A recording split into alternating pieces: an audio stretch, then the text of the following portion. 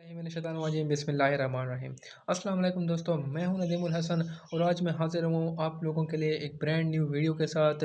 और इसका मज़मून हमारे पास है कैनाल रेज़, या फिर हम जिसको दूसरा नाम देते हैं पॉजिटिव रेज़ का। तो ये कैनाल रेज़ होती क्या है, आज हम इस चीज़ को सीखेंगे। तो सबसे पहले आउटलाइन डिस्कस करते हैं, फिर बारी बारी उस चीज़ों को डिस्कस कर लेंगे कि वो क्या क्या होते हैं। बिस्मिल्लाहिर्रहमानिर्रहीम। अस्सलाम वालेकुम दोस्तों, मैं हूं नदीमुल हसन और आज मैं हाज़िर हूं आप लोगों के लिए एक ब्रांड न्यू वीडियो के साथ। और इसका मज़मून हमारे पास है कैनाल रेज़, या फिर हम जिसको दूसरा नाम देते हैं पॉजिटिव रेज़ का।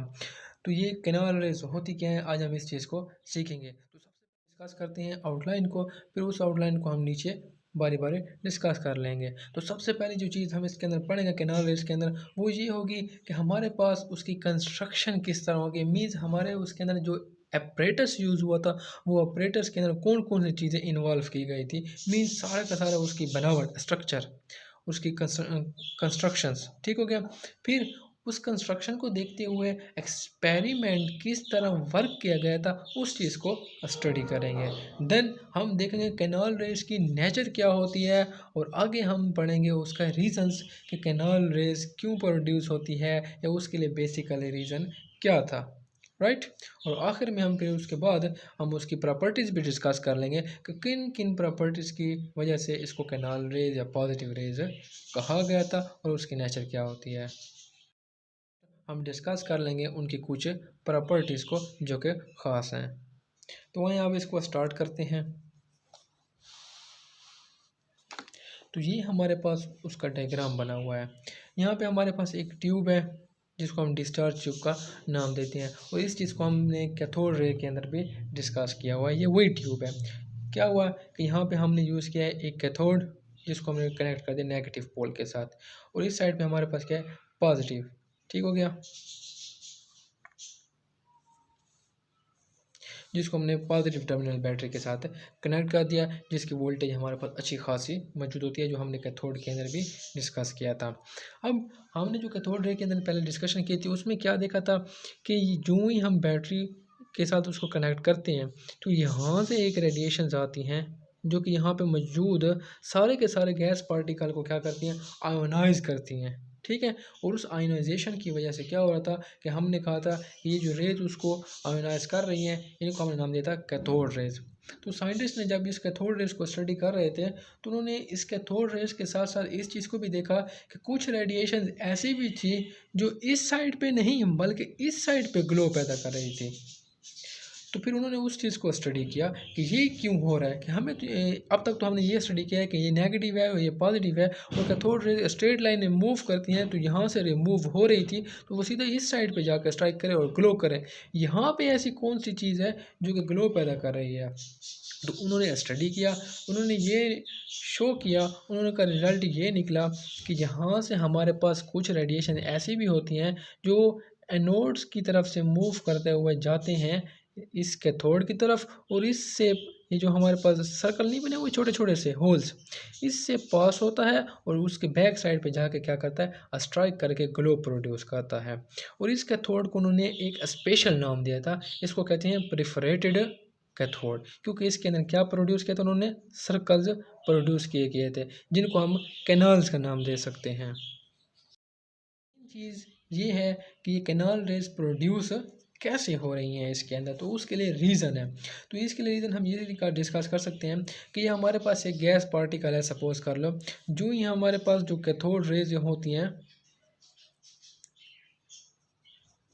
उनकी मदद से इसके अंदर क्या हो जाती है, आयनाइजेशन हो जाती है। तो आयनाइजेशन की वजह से क्या प्रोड्यूस हो जाता है, एक्स पॉजिटिव मीन हमारा एक आयन और साथ में एक इलेक्ट्रॉन।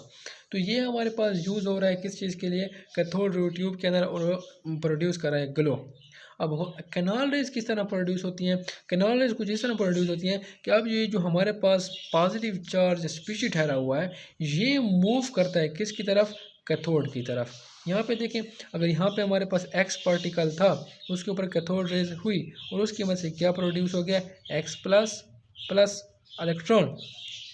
तो अब ये जो एक्स पॉजिटिव है, ये मूव करता है इस नेगेटिव पोल की तरफ, ये कुछ इस तरह से, और इस सर्कल से पास होते हुए पीछे जाके ग्लो प्रोड्यूस कर रहा होता है। तो इसी को हम नाम दे रहे होते हैं कि ये हमारे पास क्या है, हमारा कैनाल रेडिएशंस है, कैनाल रेज हैं, जो कि वहाँ पे क्या प्रोड्यूस कर रही होती हैं, ग्लो प्रोड्यूस कर रही होती हैं। तो this is the main reason for the canal raise.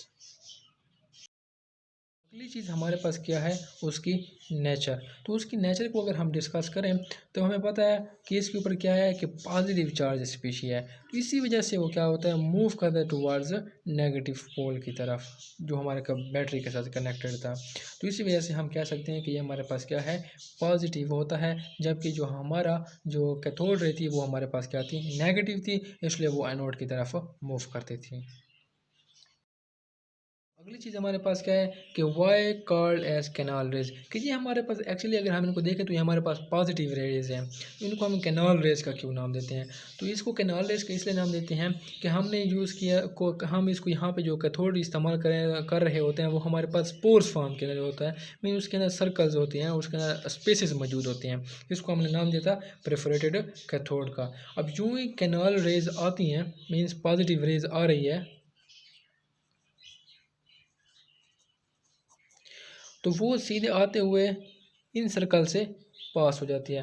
और ये जो हमारे पास यहाँ पे सर्कल्स हैं, इनको हम नाम देते हैं कैनाल्स का। तो चूंकि वो कैनाल से मौजूद से पास हो रही होती हैं, तो इसीलिए इसको नाम दिया जाता है कैनाल रेज का। हम कुछ प्रॉपर्टी डिस्कस कर लेते हैं कैनाल रेज की। तो उनमें से पहली प्रॉपर्टी जो है, ट्रेवल इन स्ट्रेट लाइन। हमारे पास जो कैनाल रेज हैं उनकी ये प्रॉपर्टी कैथोड रेज की तरह ही है कि वो सीधा एक ही डायरेक्शन के अंदर in the straight form motion करते होते हैं, ट्रैवल करते हैं। नेक्स्ट क्या है, डिफ्लेक्टेड इलेक्ट्रिक फील्ड। अगर हम कोई इलेक्ट्रिकल फील्ड रख दें तो जो कैनाल रेज अगर स्ट्रेट लाइन के अंदर मूव कर रही है तो वो क्या हो जाएगी, डिफ्लेक्शन करेगी। किसकी तरफ, क्योंकि अब इसके ऊपर पॉजिटिव है तो वो क्या सर इस साइड पे मूव कर जाएगी, तो डिफ्लेक्ट होती है। Same effect is show in the magnetic field. अगर हम उसको मैग्नेटिक फील्ड के अंदर रखेंगे तब भी वो क्या करेगी, डिफ्लेक्शन शो करेगी। Next third property, deflected towards cathode, कि वो कैथोड की तरफ क्या करेगा, डिफ्लेक्ट होगा। क्यों, वही रीज़न कि हमारे पास इसके ऊपर चार्ज होता है वो पॉजिटिव होता है। अब पॉजिटिव चार्ज है और ये नेगेटिव, तो negative pole will attract towards the positive pole, हमने पढ़ा हुआ है। तो ये पॉजिटिव कैथोड रेज जो सॉरी कैनाल रेज जो होंगी वो मूव कर जाएंगे थोड़े से कैथोड की तरफ, जो हमने ऊपर भी पीछे भी डिस्कस किया है, पीछे भी स्टडी किया है। उसके रीज़न वही, तो उसके ऊपर क्या आ जाता है, पॉजिटिव चार्ज आ जाता है। अगला फ्लोरेसेंस। हाँ, जब भी ये हमारे पास प्लेट्स के ऊपर स्ट्राइक करती हैं तो ये ग्लो पैदा करती हैं, फ्लोरेसेंस पैदा करती हैं। ये हमारे पास यानी कि लाइट अप, जिस तरह हमारी जो टीवी वगैरह है वो उनके अंदर भी ये फ्लोरेसेंस का इफेक्ट होता है। और लास्ट प्रॉपर्टी के अंदर हम डिस्कस करते हैं उसकी ईएम रेशियो। अगर हम उसकी ईएम रेशियो देखें तो वो स्मॉलर होती है than that of electron. Means कि हमारे पास जो इलेक्ट्रॉन की ईएम रेशियो है वो बड़ी होगी, और जो हमारे पास कैनाल रेज की जो ईएम रेशियो होगी वो छोटी होगी। अब इसके लिए रीज़न ये है कि हमारे पास इलेक्ट्रॉन का जो मास है वो फिक्स है, वो चेंज नहीं होता, तो उसके लिए ईएम रेशियो भी क्या हो जाती है, फिक्स हो जाती है। लेकिन जब हम डिस्कस करते हैं कैनाल रेज को तो हमारे पास उसका जो ईएम रेशियो होती है वो कांस्टेंट नहीं रहती है। उसका रीज़न ये होता है कि वो हमारे पास मास के ऊपर डिपेंड कर रहा है। तो मास जो तो उसका होता है जितना बढ़ता जाएगा उसकी ईएम रेशियो उतनी ही छोटी होती जाएगी। अब फॉर एग्जांपल अगर हम नियॉन के लिए डिस्कस करते हैं, सोडियम के लिए डिस्कस करते हैं, वगैरह वगैरह के लिए, तो अगर हम इसके मास को देखें तो इसका मास अपना है और सोडियम का मास अपना है। जब हायर मास इसके नीचे आएगा यानी कि नीचे डिवीजन के अंदर आ जाएगा और इसके ऊपर डिवाइड होगा तो वो हमें छोटी क्वांटिटी देता होता है। तो इसलिए जितना मास हमारा बढ़ता जाएगा, हाइड्रोजन है, हीलियम है, लिथियम है, तो जितना हमारे पास मास बढ़ जा रहा है उसकी ईएम रेशियो क्या हो जाएगी, उतनी ही कम होती रहेगी। क्यों, क्योंकि जब हाइड्रोजन जाएगा वो आयोनाइज होगा हाइड्रोजन प्लस के अंदर। हीलियम को अगर हम आयोनाइज कर देते हैं लेट सपोज, तो वो He प्लस में चला जाएगा, ठीक है। और लिथियम है तो Li प्लस के अंदर उसको लेट सपोज सिंगल आयोनाइज कर रहे हैं, तो इसका मास हमारे पास सबसे कम होगा, जो कि यानी कि बहुत थोड़ा सा होगा, सिर्फ एक प्रोटॉन का होगा। लेकिन इसके अंदर न्यूट्रॉन्स भी मौजूद हैं और प्रोटॉन भी मौजूद है, तो इसका मास बढ़ जाएगा। तो जब मास बढ़ेगा तो वो इसके ऊपर डिवाइड होगा, तो वो हमें छोटी क्वांटिटी देगा। सिमिलरली जब हम लिथियम के अंदर जाएंगे तो अब इसके अंदर प्रोटॉन एक और भी बढ़ गया है, तो जो ही बढ़ जाएगा तो इसका प्रोटॉन की वजह से इसका मास भी बढ़ जाएगा। तो जब यहाँ पे डिवीजन करेंगे तो इसकी क्वांटिटी मज़ीद क्या हो जाएगी, छोटी हो जाएगी। तो इसलिए हम कहते हैं कि ईएम रेशो जो होती है कैनाल रेस के लिए, वो इन चीज़ों के ऊपर डिपेंड कर रही होती है, क्योंकि इन्होंने मोशन करनी है। तो इस वजह से उसकी जो ईएम रेशो होती है वो स्मॉलर होती जाती है जिस तरह हम मास को बढ़ाते जाते हैं।